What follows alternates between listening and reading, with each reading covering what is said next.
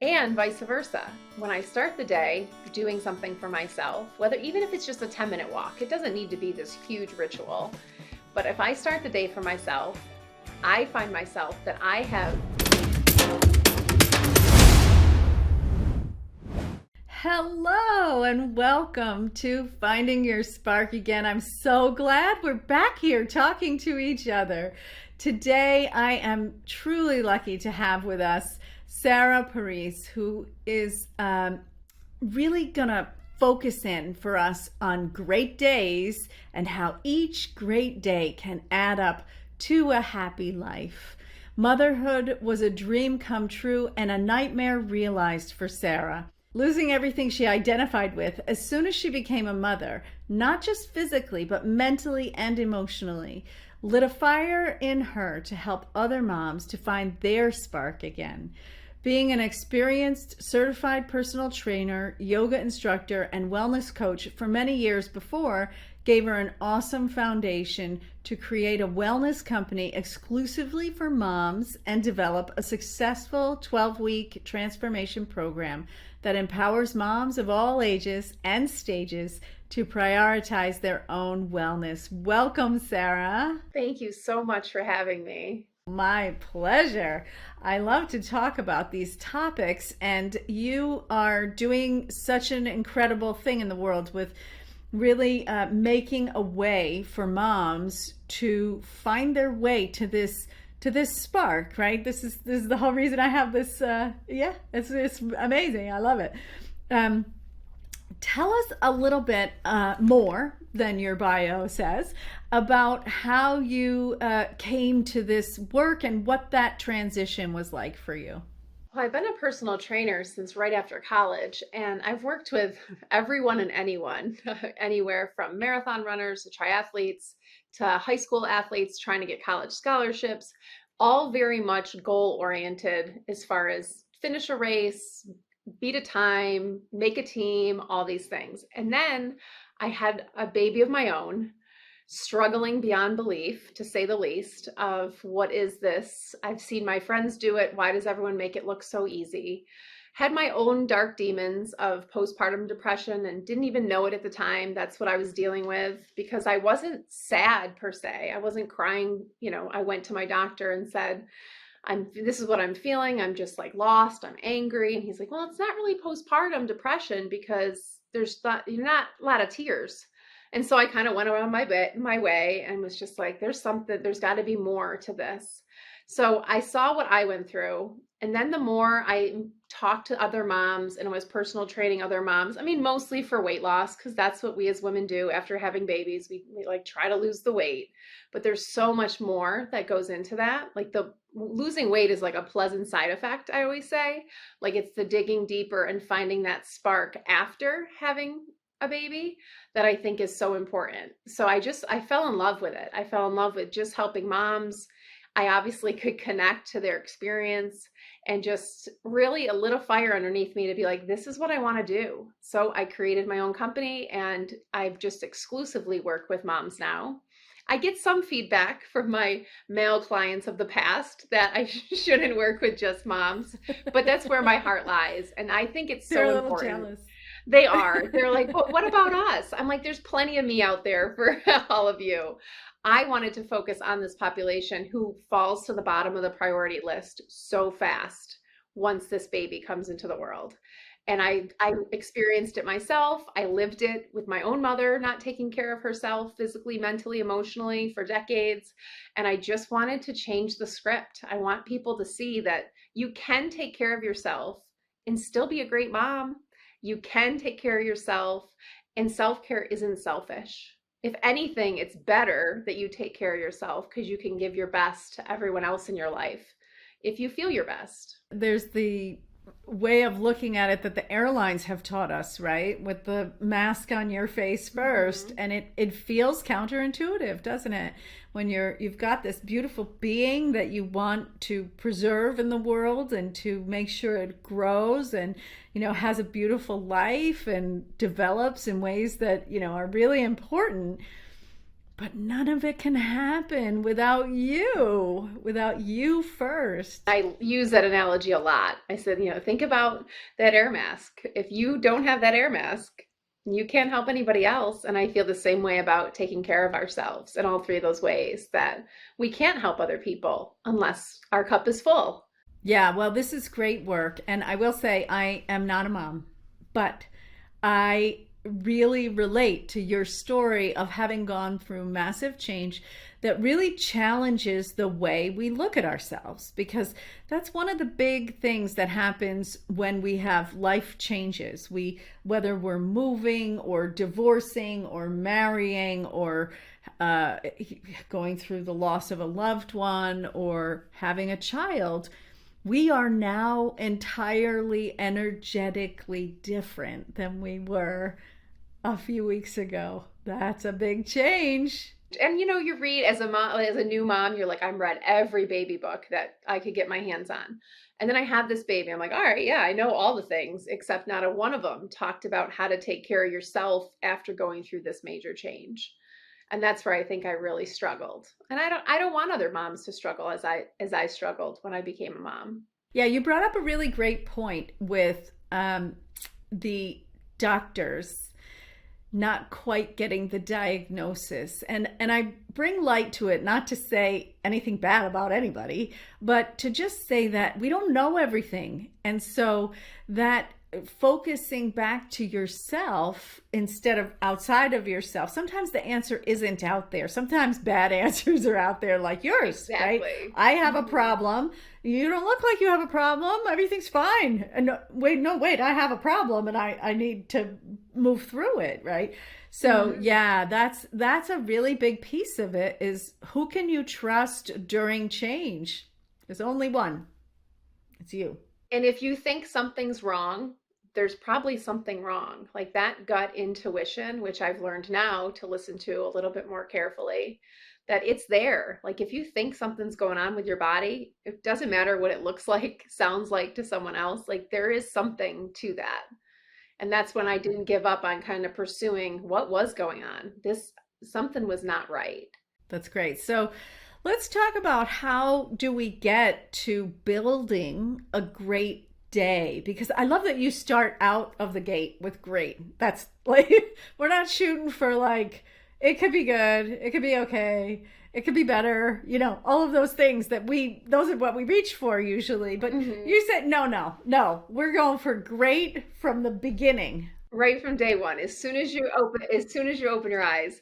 Honestly, it stemmed from just a really funny story. We were like right after college playing a board game called Loaded Questions. It was just like a group of kind of random people. I was living in New York City at the time, sitting around like before we went out for the night, answering these questions. And one of the questions was, how many great days do you have in a year? So everyone goes around, they write on their little piece of paper how many great days they have.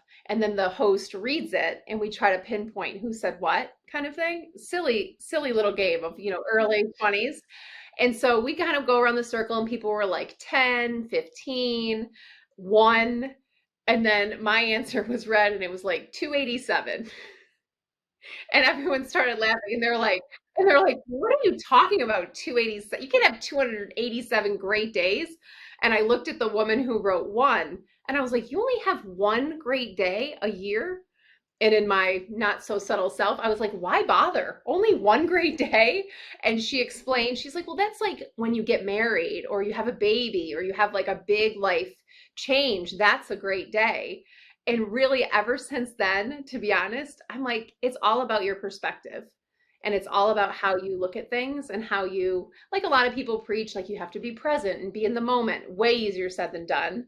But I do think there's a lot to it I get up in the morning and I have my morning ritual and I look forward to it. I wasn't always a morning person, but I like how I start the day kind of on the right foot per se, and really just kind of start the day for me. I get up before my family, usually before the sun. And I have my tea and I do my movement, I do a meditation, and I just start the day with that perception of this could be a great day. And when my head hits the pillow at the end of the night, most days are great. Maybe not the whole thing. It's not like I'm wearing funny glasses over here and seeing the world in a different way, but it's just how you roll with it. And, there's going to be obviously moments, but bad moments don't equal bad days. And that's what I try to teach my kids too, that we all have hard moments, but it doesn't need to be a complete wash of a day. And you should have way more great days than one a year. I think you should have at least 287. I love how specific that is. That's so great. It just stuck with me. I don't even know what made me write it at that time, because you're like, oh, I don't know. That sounds like a good number for great days. Exactly. Like, what were you doing on those other days? If you could have 287, couldn't you have 365? So I love that. So, you talking about this reminds me of, you're talking about perspective. Mm-hmm. And this is a game changer for the way that we experience the world. And it really reminds me of this moment. I have a niece who married a lovely young man. And before they were married, we were talking, auntie talking. And I said, what do you really love about it? Like, what's the thing? What do you just find wonderful about him? And she went on and on, of course. And then she said, every day at the end of the day, he looks at a normal day. It was just a regular day. Nothing spectacular happened in it. And he says to me, this was a great day. And I thought, yes, you are being in your life. You are experiencing how good it can be. Yeah, mm-hmm. Yeah. Brilliant. Really brilliant. Well, my kids now, and they change the wording of it, but we say prayers at night before bed. And the first thing both of them say, and this is unprompted, it's not like I taught them this. They say, I want to thank God that I had the best day ever. Like every day they say this. And I'm like, and I love that. Best day ever. And it could have been the worst day like in a long time. But that's how they look at it. They go to bed thinking that they had the best day ever. And I'm like, wow, what a tool to have, like, going forward, to thinking, even if things weren't great, or we just stayed inside, it was a rainy day, we didn't do anything monumental, but to them, this was the best day ever. And I find such joy in that. Yeah. And that is such an incredible thing to carry from childhood, right? To be able to, mm-hmm. to not just be able to reintroduce it as adults when we have beautiful children like that, but also to be able to carry that with us. I was thinking about, so I became a coach and learned all these tools, I don't know, 10 or 15 years before I went through a very, very dark time where I had a lot of loss in my life. And each moment, I had that best day ever, of course, was like a big saying for me because I love that. And my husband and I, who has since passed away, used to say that all the time to each other. Are we having the best day ever? Is this it? This is it. And after he passed away, people were like, what is with you? And I was like, this is the best day ever. I used to wear a t-shirt, best day ever. Oh my goodness, I love that. You're a widow. And I was like, here I am in this moment. I cannot go back to that moment where he was standing next to me, right? I'm in this moment. And that was the big answer, was they would say, why? Why do you think this is the best day ever? And for me, it really is because this is the one we have. That rainy day, that quiet playing or raucous playing or, job promotion or lack of the job promotion. These are the moments that are ours. We get to have them, Yeah. So beautiful. And I'm so sorry for your tremendous loss, but what a beautiful way to look at that. Yeah. It absolutely changed my life. Mm-hmm. Yeah. It absolutely changed my life. And it really did change not just my life, because obviously I was married, I'm not, all that stuff, but also my perspective on how you go through the world. I didn't quite, I had this sense that, like, there are good things and there are bad things that happen, right? And this was so profoundly not what I wanted, that to be able to walk through it and say, this is a good thing that I cannot see as good yet. This is a moment that has happened in my life, and if I embrace it, if I move forward, if I lean into all of the feelings, the bad feelings and the good feelings, right? If I lean into this moment of it, then I can be different in the way that I walk through this, and my life can be good, not just again, but throughout. You know, I love that image of the rainy day that your kids, you know, and there they are playing the quiet play, you know, Yeah. which it's like, it's different play, but it's really still play. It's really good. And it's so different because it's like you talk to anyone around. I'm in North Carolina. We had a stretch of like just a very rainy spring, and everyone's complaining and everyone's like, oh, this and that. And my kids love rainy days. Like if it's not storming, we're out splashing in it. And I love the expression, what is it? It's not about waiting for the storm to pass. It's about learning to dance in the rain. And that's just what you described of just like, okay, I can't wait for this to go away because that piece of loss will never truly leave you. But to be able to dance in the rain, that's impressive. Yeah, and to really embrace that I got to be that person. And I suspect there's some correlation to that sensation of identity change with becoming a mother, that now you have this whole other world that is supposed to be fun and really sometimes isn't, right? It's you don't get to sleep and you have to change a lot of stinky things, and you know, like there's a lot about it that is just no good. But that who you were doesn't have to go away, does it? And that spark that I had long ago when I lost it for that bit, I tell people and remind people it's always there. It's just super dim. And then you light that fire again and it can come back, but it's just in a different way. Like I'm not the person I was, you know, when I was single and didn't have children. I'm a completely different person now. And I think better. I think most people would agree better that now, you know, I'm just, you know, an older, better version of myself. And now I have a 4 and 6-year-old who I get to be the mom that I want to be for them. And it doesn't mean all things are good. Obviously, motherhood is hard. And that's an understatement. Sometimes motherhood is impossible, but it's obviously the good way outweighs the bad. And those challenging moments are just kind of moments of growth and way easier said than done in a moment sometimes. But getting to have these two little humans who are crazy and quiet and emotional and just off the wall sometimes, it's life-changing in all the great ways. I am fortunate to have a lot of nieces and nephews, grandnieces and nephews now that are that age, close to That's that fantastic. age. They all got born, different age nieces, but they all got born at in the same years.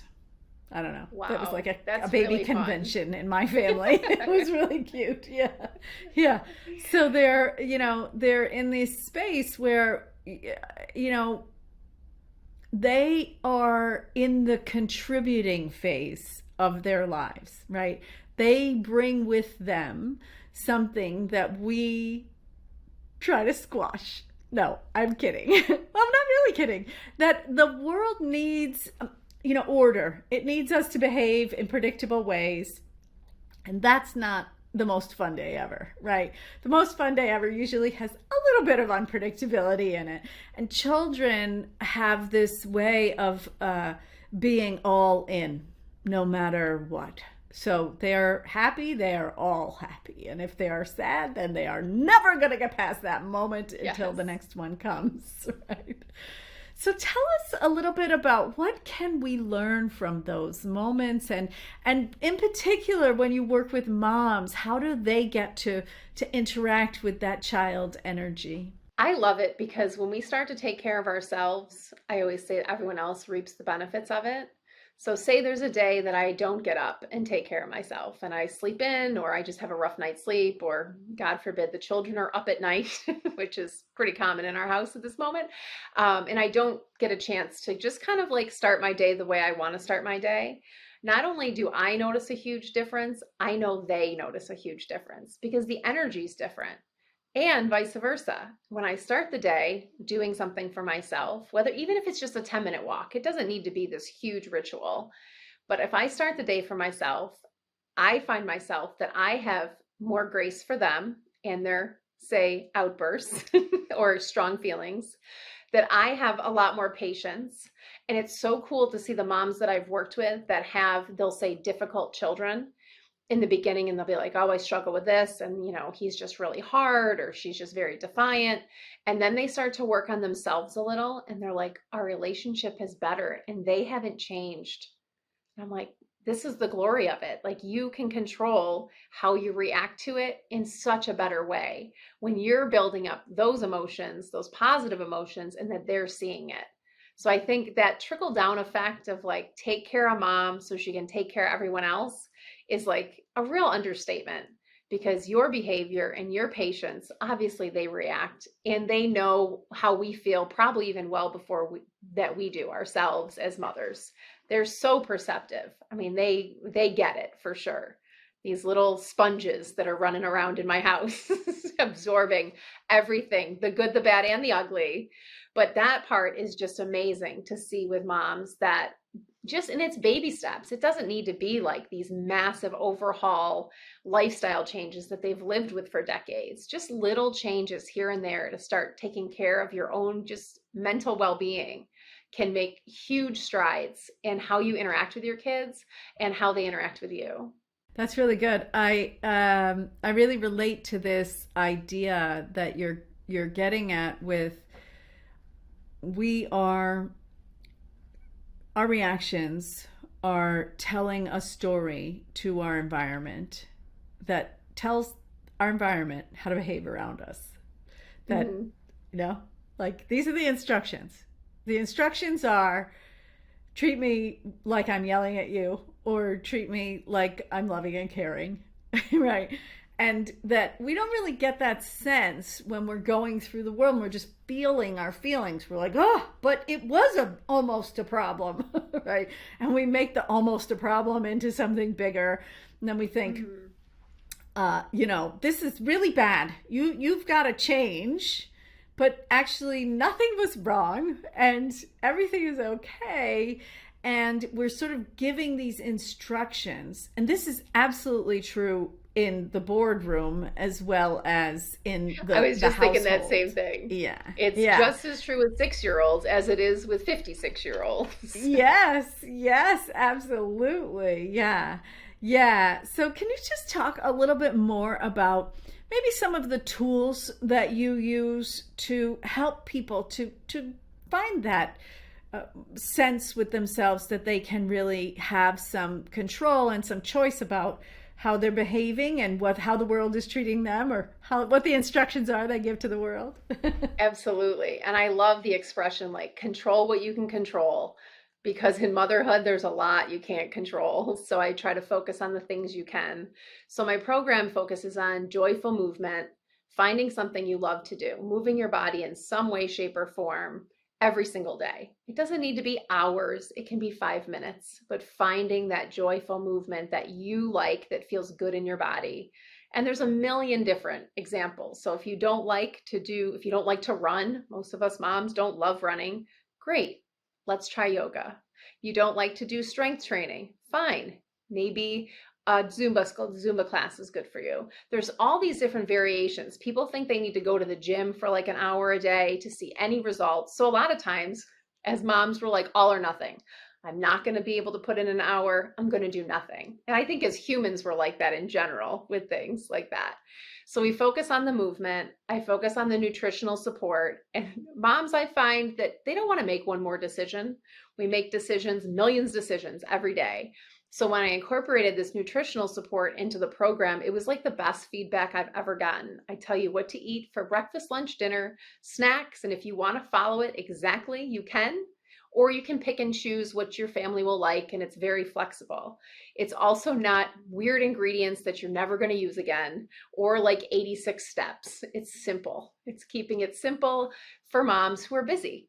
One of the moms who I just previously worked with is she homeschools her 3 children. And she's like, this is like a homeschool curriculum. It's like a click and go. Like, I pay for this. This is a click and go situation. And then I just incorporate it into my life. So I try to keep it as easy as possible. And then really the long-term goal is to make the change lifelong lasting. So it's not, all of these fad diet programs where it's like 30 days, lose 30 pounds. And then like after 30 days, put all of it back on kind of thing. dancing. These are lifestyle changes and mindset changes that I want to stick with you for the rest of your life. And then again, pass on to your kids. So we focus on healthy hydration. What can you do to hydrate your body? The nutrition part, the movement part, and then mindfulness and meditation is a huge piece of it. So I sprinkle it in with teeny tiny little lessons of mindfulness throughout, whether you're a corporate, boardroom person, or you're a stay-at-home mom, or somewhere in between, part-time, full-time, little things that you can be mindful about through the day. And little things like when your daughter's dancing, to have the phone off and be there and watch her dancing. When you're making coffee, just make coffee. Don't also be making lunches or doing other things, just kind of being in those moments. So it can be a lifelong change, that it's not at the end of these 12 weeks, okay, I'm going to go right back to what I was doing before. Because my favorite question is, what do you like about your day now? And it's funny because everyone has different things. They like their morning routine, or they like that they're just making coffee, that their mind isn't like, oh, I got to do lunches, I got to do drop off, I have to do all the things. It's just being present with what you can be present in. That is wonderful. Tell us, how can, we are, of course, going to link it, but how can we let our audience know how to get in touch with you? Well, my website is greatdaysbysarah.com, and I have a Facebook group that's called Time Out for Moms. And it's all about self-care. So it's not a parenting. I get a lot of people that post parenting things when they first come in. I'm like, this isn't to do with parenting. This is just about you. This is taking care of that physical, mental, and emotional health that we need to take care of in this space. So I do free workouts, meditations, we do recipe exchanges. I just did a healthy snack night where I cooked on camera. I was like, Food Network, watch out. And I made healthy snacks for the summer. So then I gave them a recipe pack of the things that we made. And it's just an awesome group of women who are like looking to just take back that little piece of control to prioritize their own self-care. And then on Instagram, it's Great Days by Sarah also. That's great. That is great. And I do think Food Network is going to be knocking at your door any second now. If you could only see this other side of my kitchen, it was like everything that was on a counter is now on the other side of my kitchen. I was like, this is life. I'm like scanning over. I'm like, and this is the rest of my kitchen. This is not what it usually looks like. Yes. But it was super fun. It was a really good night. It was a lot. I liked it a lot.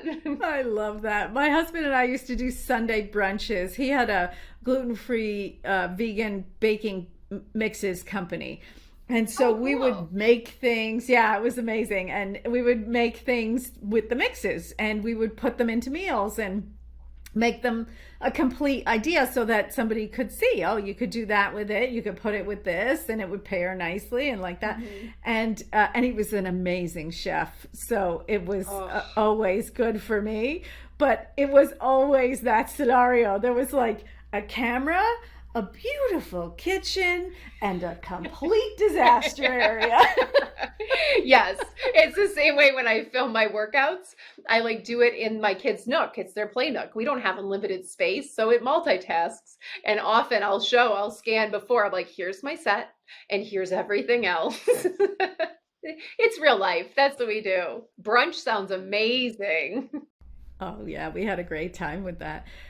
Also, I love that you're really, by pulling back the curtain that way, you really give people permission to want something to come out with quality, but also to not say, this is not me saying this is how my life is. This is me saying this is how these 20 minutes are. And this is how we want to experience these 20 minutes. Yeah. And with social media, I think that's so important because so many of us, especially as a new mom, you go on and you're like, oh my goodness, like how are these people doing this? My first daughter was born in California, and we would show up to play dates and everybody was like decked to the nines and makeup on and looked at like they had it all together. And I stroll in looking like a homeless person. And I'm like, wow, what am I doing? What is happening right now? Like, why can't I seem to get it together? And social media obviously just exacerbates that feeling so much of like, why do they have it all together? And I 100% do not have it all together. Yeah, none of us do. None of us do. Right? We're all humans, and we're just trying to bring out this piece that might be useful to other people, which sometimes can be confusing about how great we are. Exactly. Yeah. So thank you so much for coming and talking to us today. You are a joyful light in the world, and I really appreciate you bringing all of this sparking energy into our podcast. Thank you so much. This was so much fun. I'm so happy to connect with you. Me too. Thank you. I want to also remind everybody that you can get a guide to being unbreakable if you go to unbreakable.guide.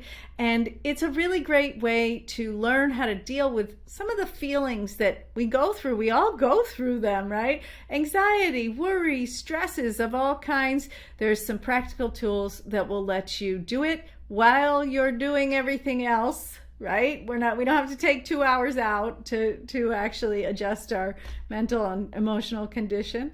So yeah, pick that up at unbreakable.guide. See you next time.